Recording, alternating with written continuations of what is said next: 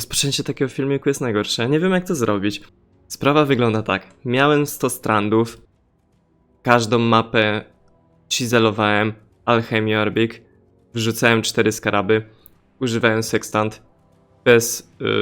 Bez kompasu. Były losowe. Ogólnie wyglądało to tak, że metoda farmienia była troszkę losowa. Daleko jej było do przemyślanego farmienia abyssów.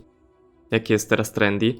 Ale po prostu ciekawiło mnie, co się stanie, jak się wrzuci takie losowe rzeczy i będzie próbowało się zrobić 100 strandów. Też niebieski ołtarz używałem, bo podobno jest lekko gorszy. To też, bo mnie ciekawiło.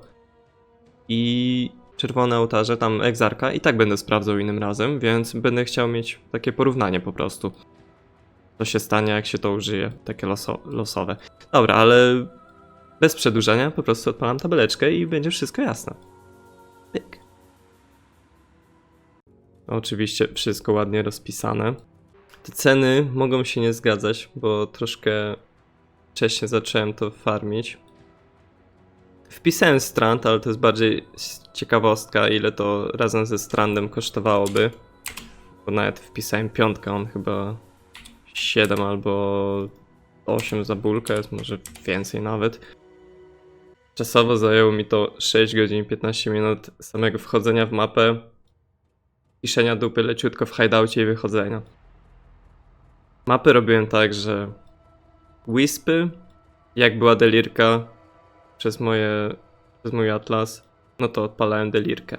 W ligowej mechanice starałem się jakoś tam zbierać więcej, ale no nie zawsze wychodziło i też nie chciało mi się tego min-maxować, po prostu leciałem do przodu. Szedłem za tymi Wispami, jak nie mogłem ich znaleźć, no to trudno. Nie było tak, że się wracałem i zbierałem tam wszyściutkie, jak tylko portal się pojawił. Jedyny vendor, z którym gadałem, to ten od korpsów. Jak były jakieś fajne korpsy, to kupowałem. Resztę olewałem. Znalezienie dobrego charma to zbyt czasochłonne dla mnie było. Profit Pure Currency wygląda całkiem spoko, bo overall to było aż 18 divów. Koszt tej farmy to niby 9 divów, ale tak naprawdę tylko restet skaraby dokupowałem, bo brakowało mi po prostu do 400. Więc tu po mojej super tabelce widać, że zwróciło się.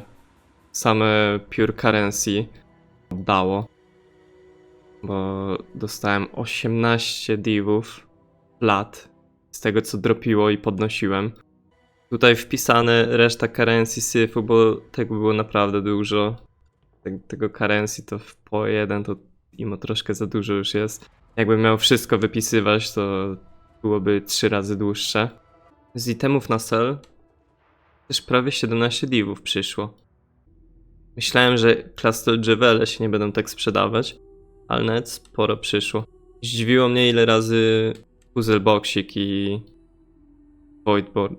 Tutaj była literóweczka, trzeba było naprawić. Bo tutaj jeszcze przepisywałem. To, co jest przeważnie z dużej literki, to kopiowałem z Excellensa. A tu ciekawsze rzeczy, bo delirka nie była na każdej mapie, a i tak za sam drop z niej przyszło 11 divów, gdzie te itemy losowe, one są losowe, więc profit z nich, no imo miałem farta, że Puzzle Boxik tyle razy dropnął. Jedyny pewniak to tutaj tak naprawdę Invitation, który był no tą tańszą wersją, bo niebieska jest chyba o połowę tańsza. A Simulacrum to przez mój atlasik to no pojawiał się. Nie był na każdej mapie, ale i tak widać, że ładny proficik z tego jest. Te same splintery to spoko kasa. Co my tu jeszcze mamy? No i te skaraby. Skarabów no było pełno. Było ich tak dużo, że wypisałem tylko 1/3, która miała największą wartość. Ze skarabów 7 divów. No i overall wyciągnąłem z tego prawie 54 divy, czego niby mnie to kosztowało 9 divów. Strasznie drogo jak na takie losowe ulepszanie map.